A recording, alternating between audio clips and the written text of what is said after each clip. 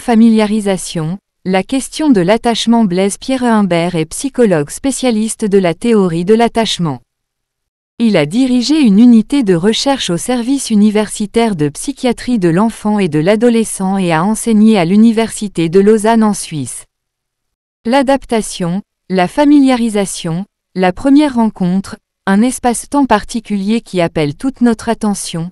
De fait, il ne s'agit pas juste de commencer mais de bien commencer, et ce pour le court, moyen et long terme. Pour que cette première rencontre soit fructueuse, il convient de ne pas entrer dans un cadre trop rigide, un canevas codifié à l'avance voire universel, qui risque de ne satisfaire personne car ne tenant pas compte des facteurs individuels et de la singularité de chacun. Au-delà, l'étape que fonde la phase dite d'adaptation soulève la question de l'attachement. Quel rôle joue le professionnel de l'accueil dans l'attachement? Quelle place occupe-t-il? Que nous dit la théorie de l'attachement sur les figures multiples? Le temps intervient-il dans la qualité de l'attachement? Comment évolue l'attachement de l'enfant selon les âges? Etc. Découvrez quelques-unes des réponses données par Blaise Pierre Humbert. Que se passe-t-il pour l'enfant avant 5 à 6 mois durant la période de l'adaptation? Avant 6 mois. Le bébé est un peu malléable. Il devient plus sélectif à partir du second trimestre de vie. On ne peut pas dire qu'avant l'âge de 6 mois l'enfant ne fasse pas de différence entre les personnes. Il fait la différence, il reconnaît les personnes grâce à différentes modalités perceptives, l'odeur, la posture, la voix, etc. Mais l'attachement est peu différencié. L'enfant accepte d'être pris par de nombreuses personnes, il n'est pas encore sélectif. C'est donc peut être plus facile en structure d'accueil individuelle ou collective. Le très jeune enfant se laisse plus facilement consoler par d'autres personnes que celles qui lui sont familières, pour autant qu'elles aient une certaine disponibilité émotionnelle. Comment la théorie de l'attachement peut-elle aiguiller sur le positionnement professionnel et parental à adopter durant cette période? Le délai de réponse est très important avant 6 mois. Le fait de répondre rapidement à un enfant quand il pleure implique que plus tard, contrairement à ce que certains pensent, si on répond tout le temps aux pleurs du bébé, il sera un pleurnicheur, il pleurera moins. Cela a été démontré. Quand il s'agit de professionnels, évidemment, ils n'ont pas qu'un seul bébé à s'occuper et ils ne peuvent pas répondre à tous les enfants en même temps. Le délai de réponse est forcément plus grand, mais ce qui est important, c'est d'expliquer à l'enfant qui pleure que l'on ne peut pas lui répondre tout de suite, que l'on va lui répondre mais qu'il faut qu'il attende son tour. Ne pas le laisser sans réponse. C'est important de lui dire « J'ai bien entendu que tu avais besoin de moi », de le verbaliser. Ça peut aussi être une caresse ou autre signe physique d'ailleurs. C'est important pour l'adulte aussi, ça structure ce qu'il va faire. Le facteur d'un attachement sécure avant 6 mois, c'est simplement apporter des réponses rapides et adaptées aux signes de l'enfant, les pleurs dans la majorité des cas. Sur la relation d'attachement dans l'accueil individuel, que préciser aux assistantes maternelles? Qu'une relation d'attachement entre les professionnels et l'enfant s'établisse et soit nécessaire constitue une acception devenue banale. Si elle est admise, et plutôt perçue positivement aujourd'hui, une idéologie contraire a longtemps prévalu, car cette relation était considérée comme entrant en conflit avec l'attachement aux parents, peut-être étaient-ce aussi ces derniers qui le voyaient ainsi, mais également parce que le professionnel pouvait changer. Ce qui prévaut désormais est la notion de sécurité, celle qui fait suite à la qualité de la réponse de l'adulte quand les demandes émotionnelles et d'attachement de l'enfant sont activées en cas de stress ou de pleurs. Il est important que l'enfant puisse faire cette expérience de sécurité autant sur son lieu d'accueil qu'avec ses parents. Au-delà, on se demande souvent si un professionnel doit exprimer les mêmes caractéristiques relationnelles qu'un parent. En d'autres termes, un professionnel est-il une mère bi?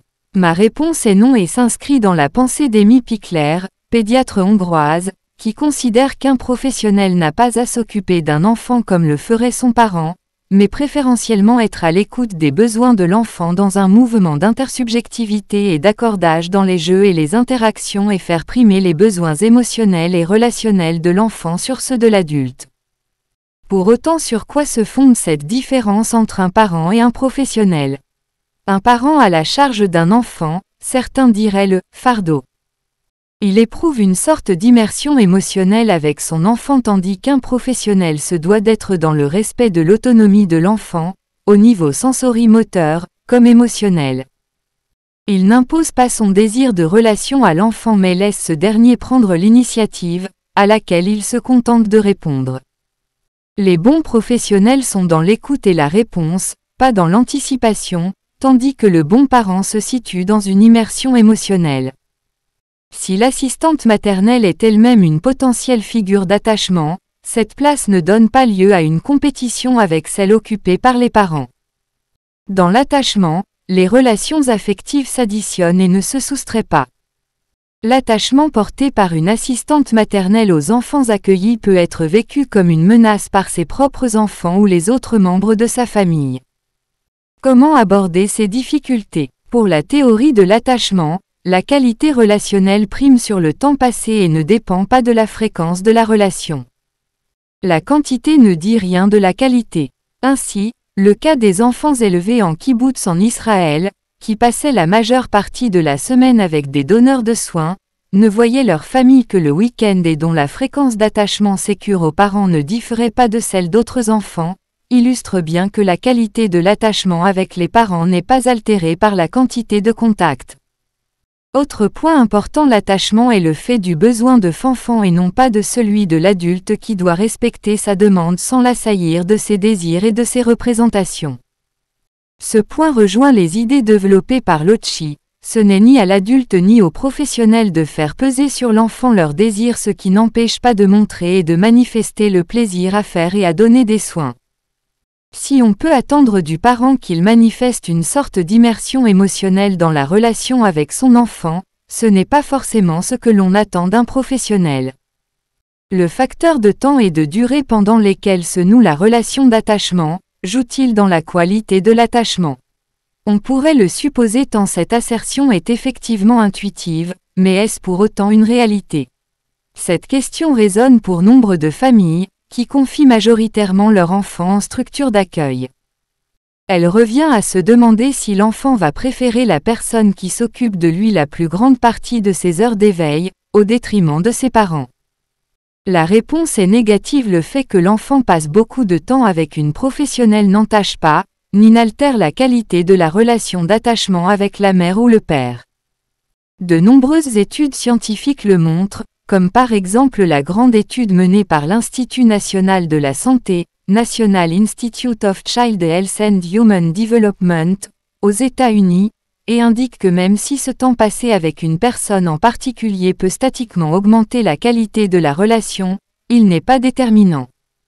Il faut savoir que face à l'arrivée d'inconnus, si l'enfant choisit, y compris en présence de ses parents, de se tourner vers son assistante maternelle, parce que c'est à ses côtés qu'il passe le plus de temps, cela ne signifie pas que les relations sont de moins bonne qualité avec ses parents. Si les relations d'attachement sont multiples, l'enfant les hiérarchise-t-il ou introduit-il des nuances entre ces différentes figures d'attachement? On a longtemps pensé que les relations d'attachement étaient hiérarchisées, et notamment, que la relation à la mère était primordiale, bien au-delà de celle d'avec le père ou d'autres figures. Or cette vision hiérarchique est discutable.